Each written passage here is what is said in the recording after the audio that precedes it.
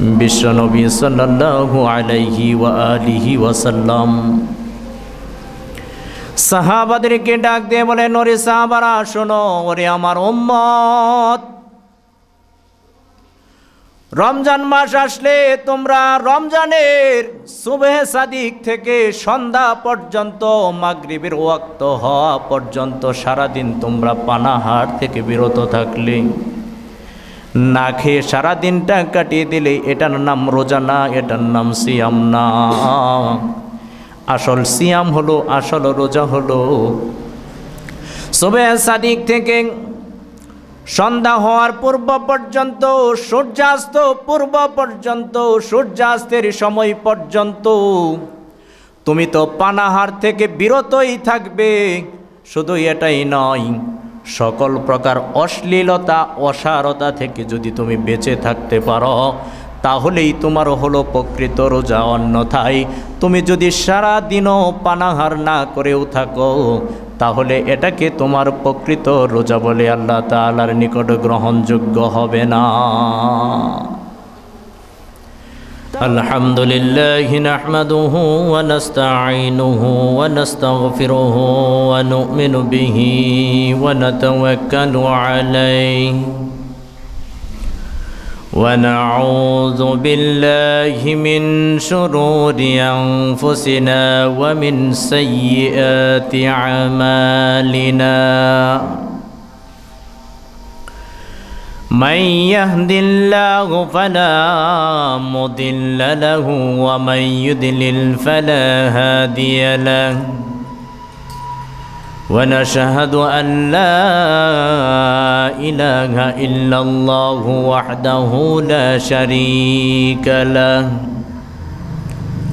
ونشهد أن سيدنا ونبينا وشفينا وحبيبنا ومولانا محمدا عبده ورسوله الذي أرسله بالحق بشيرا ونذيرا وداعيا إلى الله بإذنه وسراجا منيرا فقد قال الله تعالى في كلامه المجيد والفرقانه الحميد أعوذ بالله من الشيطان الرجيم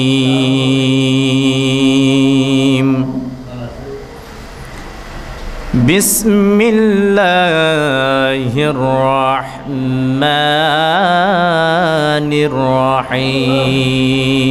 الرحيم يا أيها الذين آمنوا كتب عليكم الصيام كتب عليكم الصيام كما كتب على الذين من قبلكم لعلكم تتقون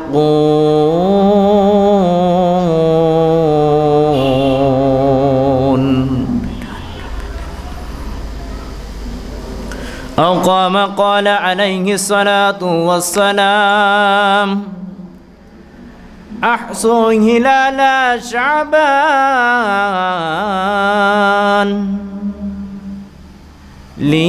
لرمضان بارك الله لنا ولكم في القرآن العظيم ونفعنا وإياكم بالآيات والذكر الحكيم إن الله وملائكته يصلون على النبي يا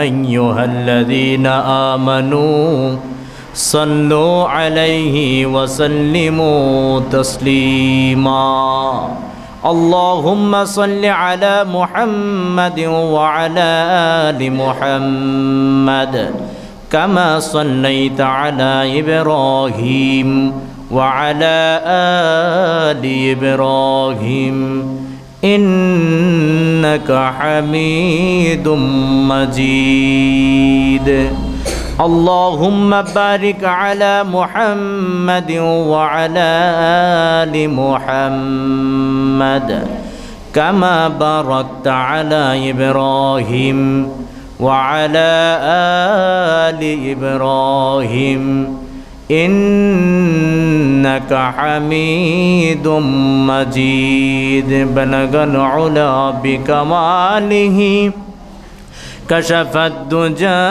بجماله حسنت جميع خصاله صلوا عليه وآله الحمد لله महान रब्बे करीमेर दरबारे लाखों कोटी शुक्रिया जे अल्लाह रब्बुल आलमीन आमादेरके सुस्थ शरीर निये सुस्थ देह सुस्थ मन निये आजके शाबान मासेर तृतीय जुमा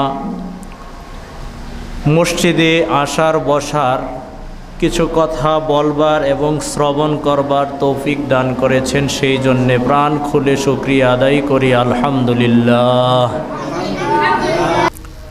रोजा की এই যে রোজাটা নামে আমরা যে রোজা বলি রমজান মাসে আমাদের প্রথমেই জানা প্রয়োজন যে এই রোজাটা আসলে কি। প্রত্যেকটা ইবাদতেরই একটা সংজ্ঞা রয়েছে। যদি আমার কাজের যেই কাজটা আমি করব যদি এই কাজের সংজ্ঞা আমার জানা না থাকে তাহলে ওই কাজটা সঠিক হবে না। কেননা প্রথমে আমাকে বুঝতে হবে যে আমি কাজটা করতেছি এটা আসলে কিভাবে আমাকে এই কাজটা করতে হবে। যদি আমার এই কাজটা সম্পর্কে ধারণা থাকে তাহলে কাজটা করতে গেলে আমার অতি সহজ হবে এবং কাজটা ভালো হবে।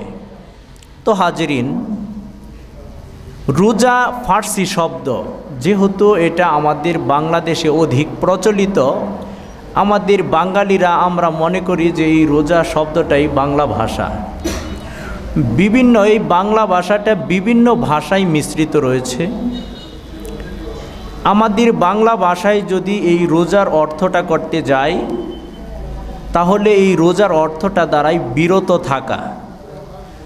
সিয়াম বা সাওম অর্থ বিরত থাকা। এখন প্রশ্ন আসে কি থেকে আমরা বিরত থাকব? সুবহে সাদিক থেকে শুরু করে সূর্যাস্ত পর্যন্ত সকল প্রকার পানাহার, অসারতা, অশ্লীলতা এবং স্ত্রী সহবাস থেকে বিরত থাকার নামই হলো রোজা, সিয়াম বা সাওম, আমরা যেই নামেই বলি না কেন। সম্মানিত হাজিরিন, এখন অনেক ক্ষেত্রে দেখা যায় যে রমজান মাস আসে, রোজাও রাখি, আবার সময় কাটানোর জন্য আমরা দোকানপাটেও বসে থাকি, গল্প গুজব করি বিভিন্নভাবে। কোনো সময় দেখা যায় ঠাট্টা বিদ্রূপের মাঝে মিথ্যাও চলে আসে। একজন আরেকজন বন্ধুর সাথে কথা বলতেছি, কথায় কথায় দেখবেন অশ্লীল কথা চলে আসে, বিভিন্ন ধরনের অসারতা, যেই কথাগুলো আমার জীবনে প্রয়োজনীয় না, অপ্রয়োজনীয় কথা, এই ধরনের কথাও একসাথে কয়েকজন মানুষ বসলেই চলে আসে। এখন এই সম্পর্কে বিশ্বনবী সাল্লাল্লাহু আলাইহি ওয়াসাল্লাম কি বলেছেন এটা আমাদের আগে জানা দরকার। বিশ্বনবী সাল্লাল্লাহু আলাইহি ওয়া আলিহি ওয়াসাল্লাম সাহাবাদেরকে ডাক দিয়ে বলেন, ওরে সাহাবারা শোনো, ওরে আমার উম্মত, রমজান মাস আসলে তোমরা রমজানের সুবহে সাদিক থেকে সন্ধ্যা পর্যন্ত, মাগরিবের ওয়াক্ত হওয়া পর্যন্ত সারাদিন তোমরা পানাহার থেকে বিরত থাকলে, না খেয়ে সারাদিনটা কাটিয়ে দিলে, এটার নাম রোজা না, এটার নাম সিয়াম না। আসল সিয়াম হলো, আসল রোজা হলো সুবহে সাদিক থেকে সন্ধ্যা হওয়ার পূর্ব পর্যন্ত, সূর্যাস্ত পূর্ব পর্যন্ত, সূর্যাস্তের সময় পর্যন্ত তুমি তো পানাহার থেকে বিরতই থাকবে। শুধু এটাই নয়, সকল প্রকার অশ্লীলতা অসারতা থেকে যদি তুমি বেঁচে থাকতে পারো তাহলেই তোমার হলো প্রকৃত রোজা। অন্যথায় তুমি যদি সারা দিনও পানাহার না করেও থাকো তাহলে এটাকে তোমার প্রকৃত রোজা বলে আল্লাহ তাআলার নিকট গ্রহণযোগ্য হবে না। তাহলে এই হাদিসের বর্ণনা অনুযায়ী আমরা কি বুঝতে পারলাম? যদি আমরা সারা দিন না খেয়ে কাটাই, যে আমি সুবহে সাদিক থেকে শুরু করে ফজরের ওয়াক্ত হওয়ার পূর্ব থেকেই না খেয়ে সূর্যাস্ত পর্যন্ত আমি না খেয়ে থাকলাম, কিন্তু আমার এই জবানকে হেফাজত করতে পারলাম না, আমি অন্যজনের সাথে একটা গীবত বলে ফেললাম, আরেকজনের দোষ ত্রুটি বর্ণনা করতেছি, একজন একটা কাজ করে নাই তারপরেও তার উপরে ওই কাজটার অপবাদ চাপিয়ে দিলাম। এইভাবে যদি আমরা অশ্লীলতার মধ্যে, এখন তো অশ্লীলতা আরও সহজ, সময় কাটতেছে না, মোবাইলটা হাতে নিয়ে একটু ফেসবুক দেখলাম, সময়টা কাটতেছে না, মোবাইলটা একটু হাতে নিয়ে ইউটিউব দেখলাম, দেখতে দেখতে আমার কোন সময় রোজাটা নষ্ট হয়ে গেল এটা আমি নিজেই বুঝতে পারলাম না। অথচ হাদিস অনুযায়ী আমরা দেখতে পাই সারাদিন না খেয়ে থাকার পরেও আমার রোজাটা হয় নাই। তাহলে এই রমজানের রোজা রাখার জন্য আমাদের প্রথমেই বুঝতে হবে যে শুধু আমরা না খেয়ে নয়, এক কথায় সকল প্রকার অশ্লীলতা, কোন কাজটা অশ্লীল, কোন কথাটা অশ্লীল, এই ধরনের জিনিস, কথা, কাজ হিসাব করে আমাকে শুরু থেকেই কি করতে হবে? প্রস্তুতি গ্রহণ করতে হবে। সম্মানিত হাজিরিন,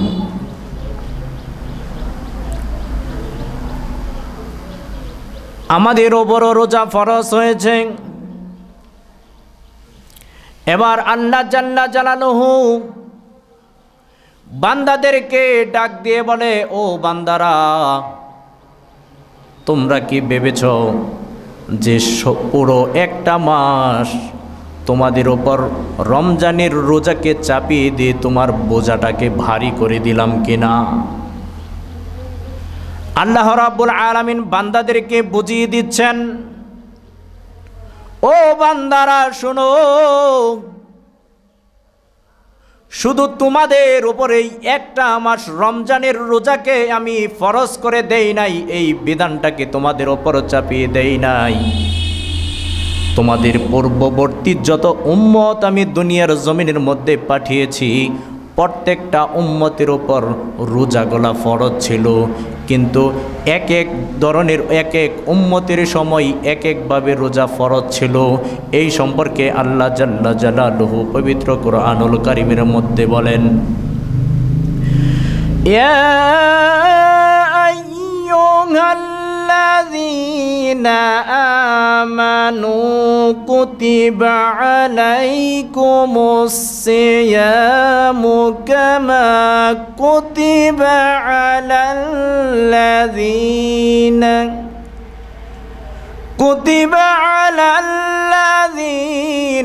মিন ক্বাবলিকুম লাআল্লাকুম তাত্তাকুন।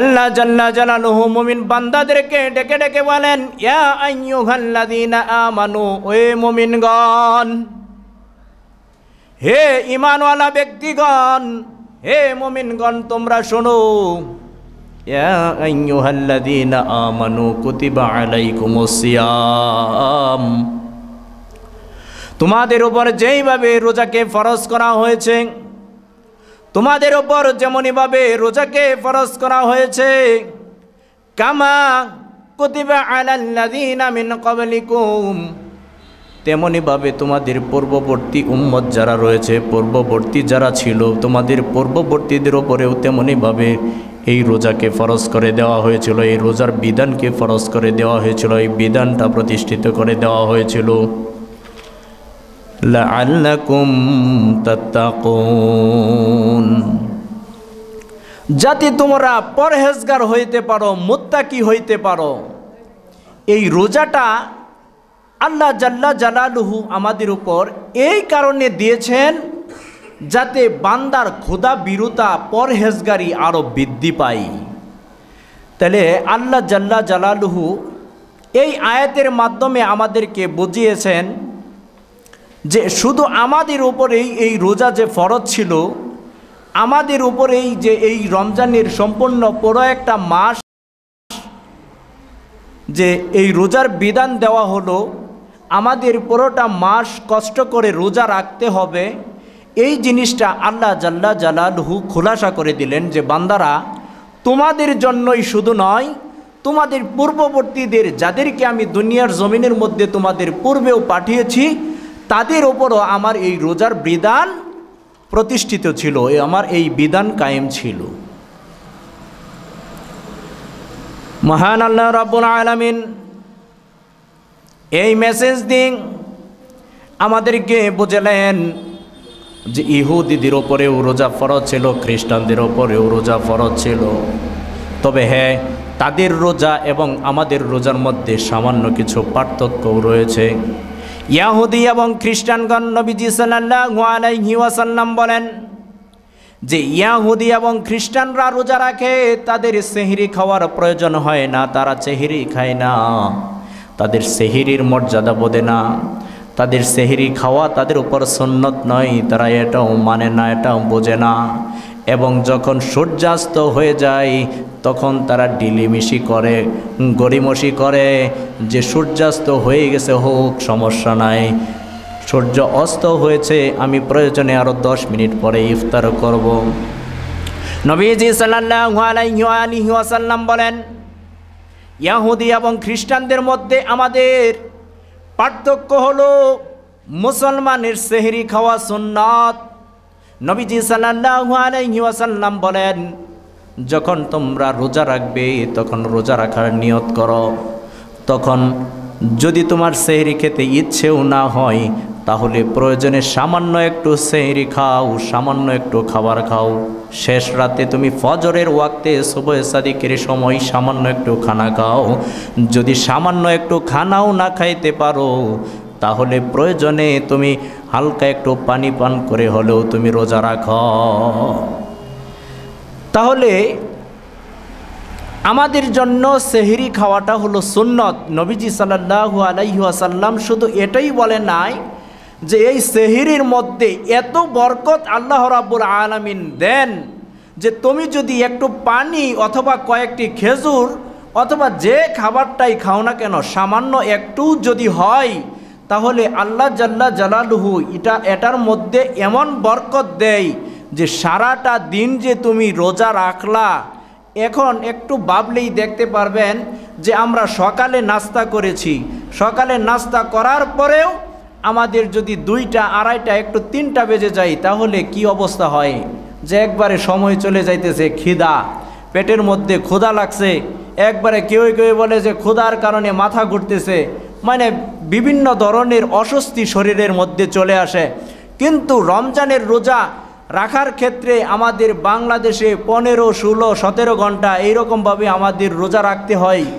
অনেক সময় লম্বা দিন যখন থাকে ওই সময় যে আপনি সামান্য একটু খানা খেলেন, অনেকে দেখা যায় যে সেহরির সময় শেষ হয়ে গেছে, হঠাৎ করে মাত্র 1 মিনিট সময় পাইছে, 1 মিনিটের ভিতরে সে একটু পানি পান করে কিন্তু রোজা রেখে দিছে।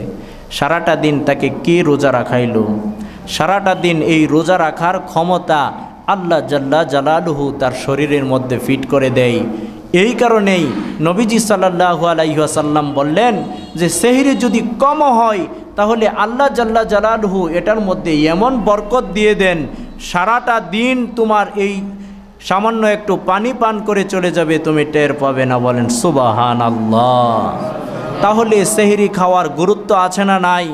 আমাদের অবশ্যই সেহরি খাওয়ার জন্য চেষ্টা করতে হবে। এমনকি সেহরি আগে ভাগে নয়, হাদিসের মধ্যে পাওয়া যায় সেহরি খেতে হবে শেষ সময়ে, মানে ফজরের ওয়াক্তের 15 মিনিট 20 মিনিট বা 25 মিনিট এই রকম আগে সেহরি খাওয়া কি সুন্নাত। অনেকে দেখা যায় যে সেহরি আরও অনেক আগে খায়, 2টা 2:30 এরকম। তাহলে আমাদের এই বিষয়টা খেয়াল রাখতে হবে। নবীজি সাল্লাল্লাহু আলাইহি ওয়াসাল্লাম তারপরে বলেন, ইয়াহুদি এবং খ্রিস্টানরা যখন সূর্যাস্ত হয়ে যেত তারপরে তারা দেরি করে ইফতার করত, কিন্তু মুসলমানদের কাজ হলো মুসলমানরা তাদের সাথে মিল থাকবে না। মুসলমানরা ইফতারের সময় হয়ে যাওয়ার সাথে সাথেই সেই ইফতার করে নেবে। ইফতারের সময় হয়ে গেছে 5টা 20 মিনিট বা 6টা 20 মিনিটে ইফতার, আপনাকে এই ইফতার সামনে থাকার পরেও এটা করা যাবে না যে সময় তো হয়েছে আরেকটু অপেক্ষা করি, তাতে অসুবিধা নাই, আমি আরও 20 মিনিট থাকতে পারবো, আমি আরও আধা ঘন্টা থাকতে পারবো। এইটা বলে নিজের বাহাদুরি প্রকাশ করা যাবে না। কেননা এটা যদি আমি আমার নিজের বাহাদুরি প্রকাশ করি তাহলে আমি বিশ্বনবী সাল্লাল্লাহু আলাইহি ওয়াসাল্লামের কথাকে অস্বীকার করলাম, অমান্য করলাম। তাহলে যদিও আমি আমার দেখা দৃষ্টিতে মনে করি যে কাজটা ভালো, কিন্তু কাজটা কি ভালো হইল না খারাপ হইল? অবশ্যই খারাপের পর্যায়ে চলে যাবে। আমাদের ইফতারি শুরু হওয়ার সময় হওয়ার সাথে সাথেই আমাদেরকে ইফতারিটা করে নিতে হবে। সম্মানিত হাজিরিন, এই রোজাটা ইসলামের প্রথম যুগে এই রমজানের রোজা আমাদের ওপর ফরজ ছিল না। বিশ্বনবী সাল্লাল্লাহু আলাইহি ওয়াসাল্লাম মক্কা থেকে মদিনায় হিজরত করে যখন মদিনায় অবতরণ করলেন, মদিনায় হিজরত করার পর সেখানে গিয়ে দেখলেন ইহুদিরা আশুরার দিন তারা রোজা রাখেন।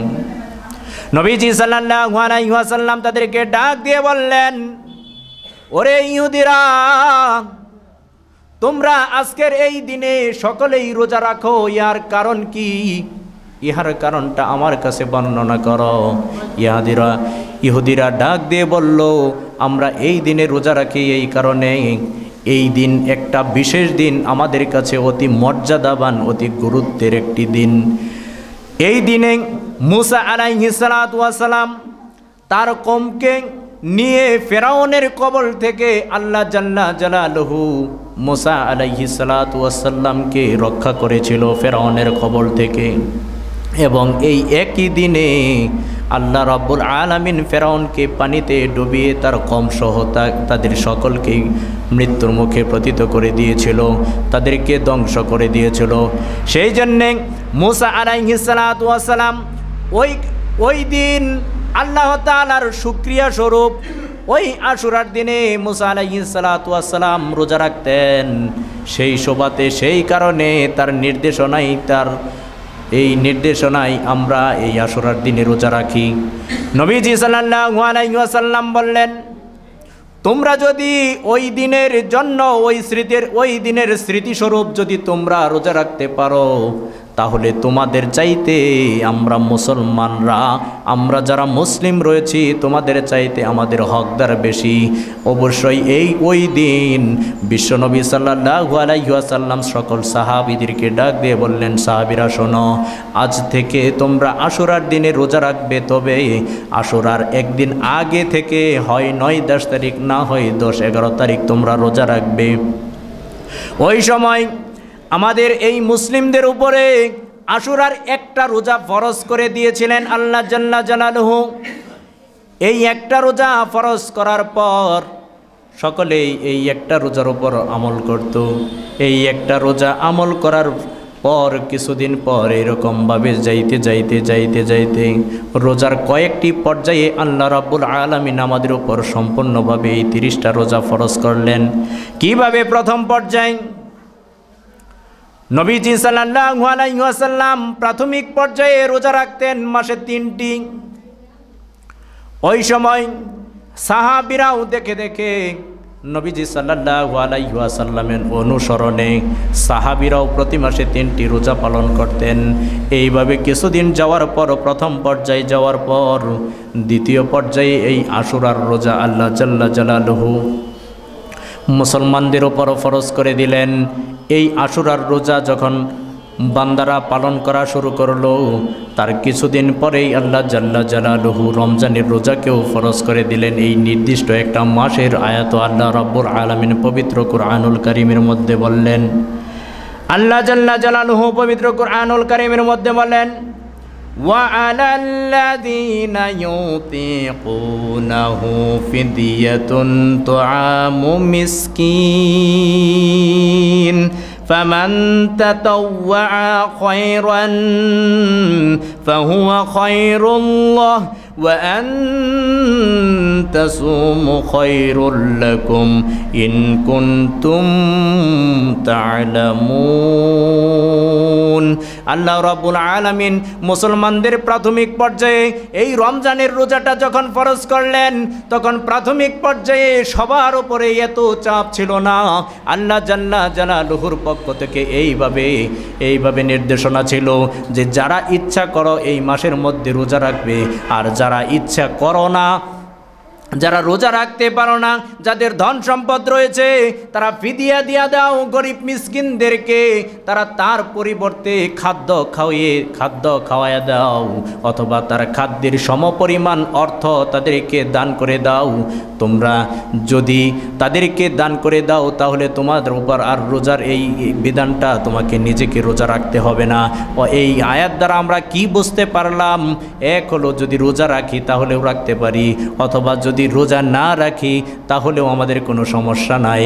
কিন্তু আল্লাহ রাব্বুল আলামিন আয়াতের শেষ অংশে বললেন যে তোমরা রোজা রাখাটাই তোমাদের জন্য উত্তম, তোমরা যদি রোজা রাখতে পারো। এই আয়াতে কারিমা যতদিন পর্যন্ত ছিল, এর পরবর্তী যতদিন পর্যন্ত বিধান না ছিল, ততদিন পর্যন্ত এই রোজার সিস্টেমটা ছিল।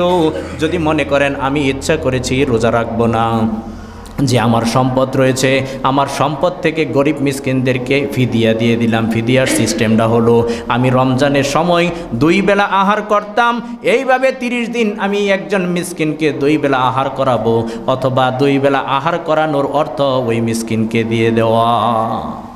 তাহলে ওই সময় কি ছিল? যে রমজানের রোজাটা ছিল, রমজান মাস ছিল, কিন্তু রমজানের রোজার সিস্টেমটা ছিল যে আপনি ইচ্ছা করলে রাখবেন, অথবা যদি আপনি ফিদিয়া দিয়ে দেন তাহলে কি রাখবেন না। কিন্তু পরবর্তীতে আল্লাহ জাল্লা জালালুহু এই আয়াতের বিধানটা কিভাবে কি করে দিলেন? আল্লাহ রাব্বুল আলামিন পবিত্র কুরআনুল কারীমের মধ্যে পরবর্তীতে বলেন, শাহরু রমাদান আল্লাযী উনজিলা ফীহিল কুরআনু হুদাল লিন্নাস ওয়া বায়িনাতিম মিনাল হুদা ওয়াল ফুরকান ফামান শাহিদা মিনকুমুশ শাহরা ফালইয়াসুম।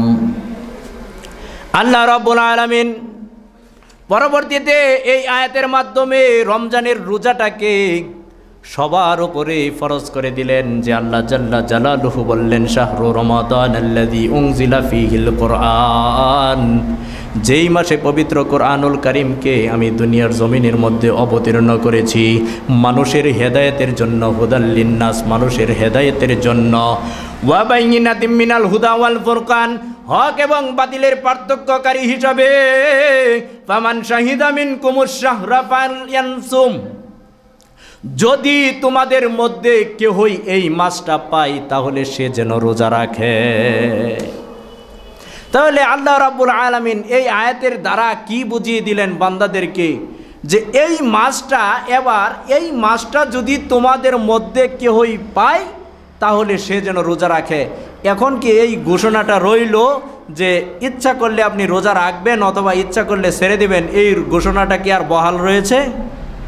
এই ঘোষণাটা আর কি নাই? বহাল নাই। আগে কি ছিল?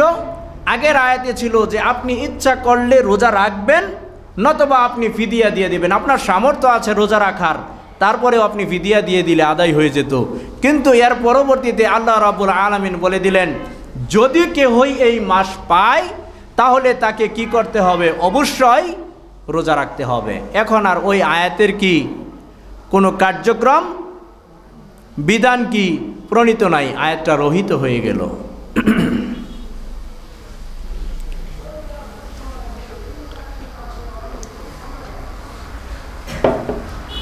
সম্মানিত হাজিরিন, ইসলামের প্রাথমিক যুগে যখন এই আয়াত অবতীর্ণ হলো, তারপরেও রোজার আরও কঠিনতা ছিল। কেমন কঠিনতা ছিল? কোনো ব্যক্তি যদি সন্ধ্যার পরে খানা খাওয়ার পর অথবা এশার নামাজ আদায় করার পর খাবার খাক অথবা না খানা খাক, যদি ঘুমিয়ে যেত তাহলেই তার রোজা চালু হয়ে যেত। মানে মনে করেন আমি এই আয়াত যখন অবতীর্ণ হলো, এরপরে থেকে রোজার সিস্টেমটা ছিল, আমি আজকে শুধুমাত্র রোজাটাকে পরিচয় করিয়ে দিচ্ছি যে রোজাটা আমাদের উপর কিভাবে আসলো। যে যখন কোনো মানুষ সন্ধ্যার পর মনে করেন মাগরিবের নামাজ আদায় করেছে, মাগরিবের নামাজ আদায় করার পর ঘুমিয়ে গেল, ঘুমিয়ে যাওয়ার সাথে সাথেই সে সেহরি করুক অথবা না করুক, তার উপর রমজানের রোজা চালু হয়ে গেছে। এখন সে রাত্রে আর আহার করতে পারবে না, সেহরি সময়ও না, একবারে আবার খাবার খেতে খেতে তাকে পরের দিন সূর্যাস্ত পর্যন্ত কি করতে হবে? অপেক্ষা করতে হবে। এই সম্পর্কে বিশ্বনবী সাল্লাল্লাহু আলাইহি ওয়াসাল্লামের এক হাদিস, এক আনসারী সাহাবী, নাম ছিল তার শিমরা, সে প্রতিদিন কাজ করত, রোজা রেখে কাজ করত। হঠাৎ করে সে একদিন কাজ করে বাসায় যাওয়ার পর মাগরিবের নামাজ আদায় করে সামান্য একটু ইফতার করেছিল, সামান্য একটু পানি পান করে ইফতার করার পর সে অধিক ক্লান্ত হয়ে বিছানার মধ্যে একটু শুয়েছিল। শুয়ে যাওয়ার সাথে সাথেই অধিক ক্লান্ত থাকার পরে সে ঘুমিয়ে গেল। ঘুমিয়ে যাওয়ার পর একবারে জেগেছে, জাগ্রত হয়েছে ফজরের ওয়াক্তের সময়। এবার বলুন, ওই বিধানের সময় ফজরের ওয়াক্তে যখন সে জাগ্রত হয়েছে, তখন কি সে সেহরি খেতে পারবে? সেহরি খেতে পারবে? সে সেহরি আর খেতে পারে নাই। পরের দিন আবার কাজ করে যখন রাসূল সাল্লাল্লাহু আলাইহি ওয়াসাল্লাম শিমরাহকে দেখলেন, তখন দেখে জিজ্ঞাসা করলেন, ওরে শিমরাহ, তোমাকে এত ক্লান্ত কেন দেখাচ্ছে, এত ক্লিষ্ট কেন দেখাচ্ছে, তোমার এইরকম দুর্বল অবস্থা কেন? শিমরা নবীজি সাল্লাল্লাহু আলাইহি ওয়াসাল্লামকে ডাক দিয়ে বললেন, ওগো নবীজি, আমি তো সারাদিন রোজা রেখে কাজ করি, কাজ করার পরে আমি যখন বাসার মধ্যে গিয়েছি, সামান্য একটি ইফতার করেছিলাম, ইফতার করার পরে আমি মাগরিবের সালাতটা আদায় করার পর একটু বিছানার মধ্যে শুয়েছিলাম, বিছানার মধ্যে শোয়ার পরে সাথে সাথেই আমার ঘুম চলে আসে, সেই জন্যে আমি আর সেহরি খেতে পারি নাই, আমি একটানা পরের দিনও এইভাবে রোজা রেখেছি। তখন নবীজি সাল্লাল্লাহু আলাইহি ওয়াসাল্লাম বিষয়টা সম্পর্কে আল্লাহ জাল্লা জালালুহুর নিকট দোয়া করলেন।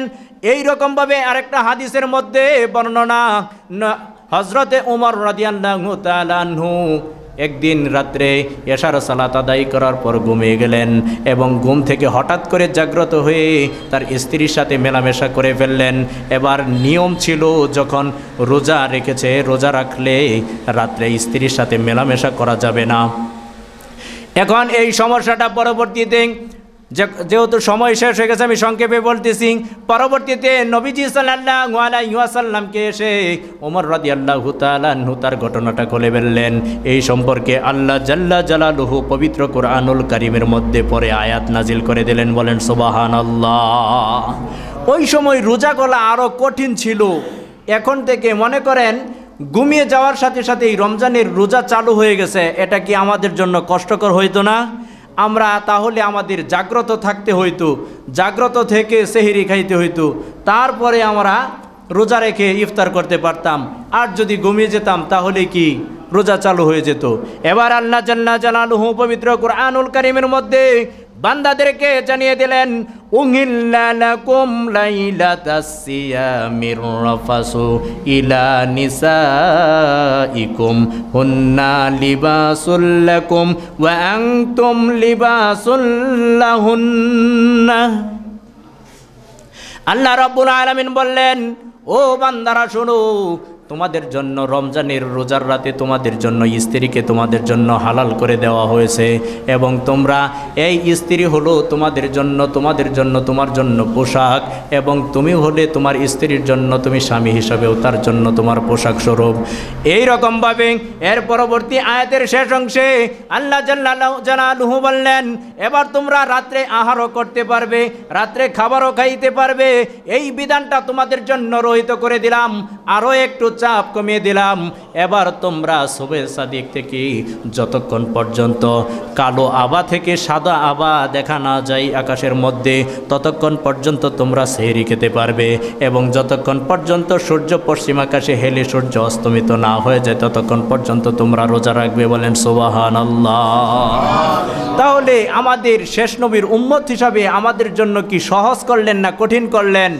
রোজার প্রক্রিয়াগুলা যদি আমরা রোজার ইতিহাসগুলা দেখি, তাহলে আমাদের পূর্ববর্তীতে আমাদের পূর্বে যারাই রোজা রেখেছে সকলের জন্যই রোজার কঠিনতা অনেক বেশি ছিল। আমাদের জন্যই রোজাটাকে একবারে স্বাভাবিক সিম্পল করে আল্লাহ জাল্লা জালালুহু আমাদের উপর দিয়েছেন।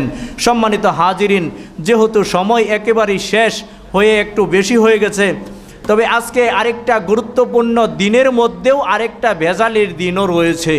যেই কথাটা সামান্য 1 মিনিট যদি আমি নাও বলি তাহলে হবে না। যে হাজিরিন, আজকে কয় তারিখ? ইংরেজি মাসের কয় তারিখ? আজকে ইংরেজি মাসের 14ই ফেব্রুয়ারি।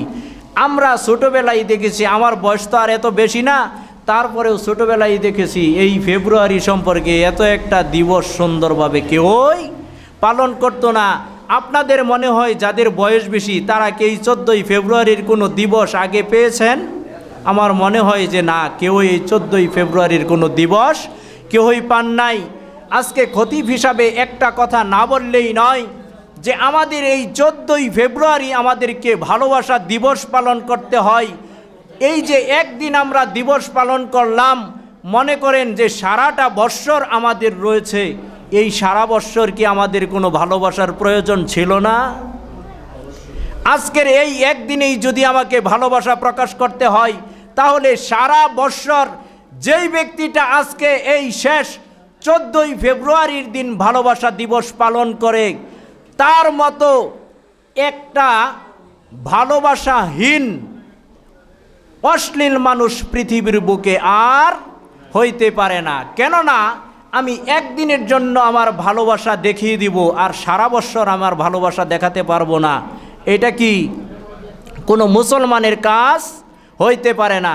সম্মানিত হাজিরিন, একটা গুরুত্বপূর্ণ মাস শাবান মাস। নবীজি সাল্লাল্লাহু আলাইহি ওয়াসাল্লাম রজব শাবান মাস আসার সাথে সাথেই বান্দাদেরকে বলেছেন, উম্মতদেরকে বলেছেন, তোমরা রমজানের জন্য দোয়া করতে থাকো, তোমাদের হায়াত বৃদ্ধির জন্য দোয়া করতে থাকো, যেন তোমাদেরকে আল্লাহ জাল্লা জালালুহু রমজান পর্যন্ত পৌঁছে দেয়। শুধু তাই নয়, আজকে একটা পবিত্র জুমার দিন। হাদিসের মধ্যে বর্ণনা, এই জুমার দিন গরিবের জন্য ঈদের দিনের সমতুল্য। বলেন সুবহানাল্লাহ।